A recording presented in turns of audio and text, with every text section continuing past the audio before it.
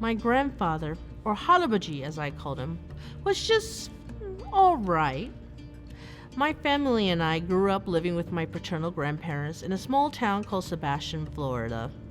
He and my parents lived with my paternal grandparents for the first 6 years of my life. And while they were in Korea, my grandparents actually took care of me for 6 months.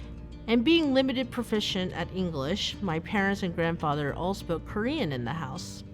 And one of his favorite phrases was 괜찮아, 괜찮아, 괜찮아, which means it's alright, it's alright, it's alright. We like to joke that he was the Korean Matthew McConaughey.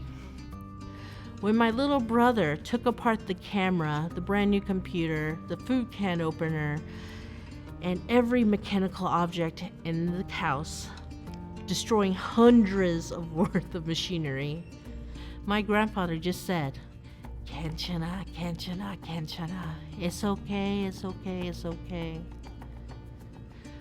When my cousins and I would go running amok in the produce store, family produce store, taking a bite of all the strawberries, cherries, and berries and putting them back into the fruit stand, my uncle would scold us, but my grandfather would just say, 괜찮아, 괜찮아, 괜찮아. It's alright, it's alright, it's okay.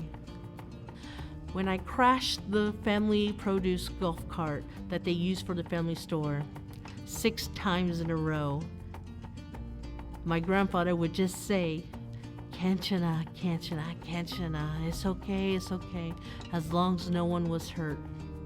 See, my grandfather always knew what was important. He only stressed about the important things.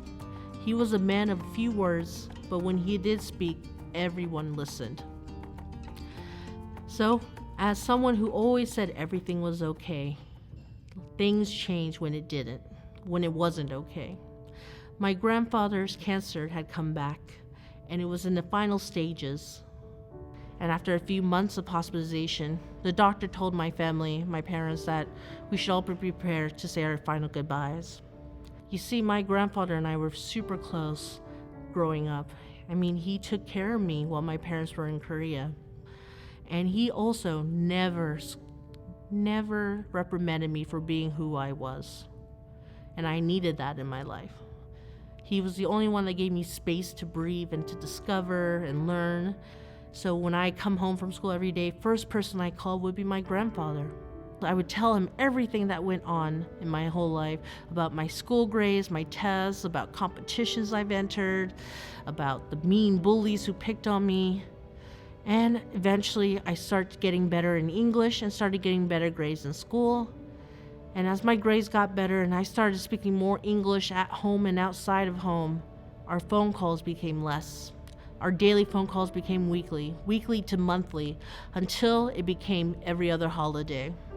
And it wasn't because I didn't want to talk to him, but it's just because I literally didn't have the words to say what I wanted. You see, at this time, I had forgotten my Korean language, my heritage, my culture. I denied half of myself because I thought learning English and fitting in with my American peers was more important. One by one, my cousins and I lined up to go say our goodbyes to him. And as soon as he saw us enter the room, he asked my parents in Korean, 애들가 왜 여기 왔어? 안 보고 싶은데. Which meant, why are the kids bothered to be here? They don't even want to be here. They don't want to see me. I wanted to take his hand and tell him, no, that's not true. We're here because we want to be. We want to say we love you and goodbye. And we want to thank you for everything you've done for us. Without you, we wouldn't be the people we were today. But all I could say to him at that moment was, 할아버지, 사랑해요. 사랑해요. 고맙습니다. 죄송합니다. 사랑해요. Please, I love you. I love you. I'm so sorry. I love you. I wanted to say so much more, but I just didn't have the words to express myself. And that made me very ashamed. For the longest time, I learned not to speak up. I learned to keep my head down and my mouth shut. Because I couldn't say what I wanted to my grandfather, I decided not to say anything at all. It wasn't until a few years later, when my grandmother got sick and I wanted to say those same words to her, I made a resolution to learn my Korean language again, to relearn everything, to pick up my Korean culture and my roots. It was my dream then to learn Korean again.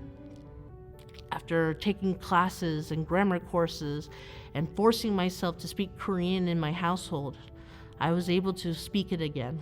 Now I'm able to converse with my family, my entire family, including my grandmother, in Korean and keep up daily remarks with them. He taught me it was important to remember where I come from and who I was, to regain my Korean heritage and my culture and my language, to be able to express myself when I want to, and to never let anyone keep me shut up. It's thanks to my grandfather that I'm able to speak Korean as well as Spanish and Japanese. I've learned the importance of language and communication, and from him I learned the importance of family and being there, and how big a difference a simple phone call can make. So it's thanks to my grandfather that I am who I am today, and to that I want to say 할아버지 감사합니다. And I hope that we will able to talk again one day in the future.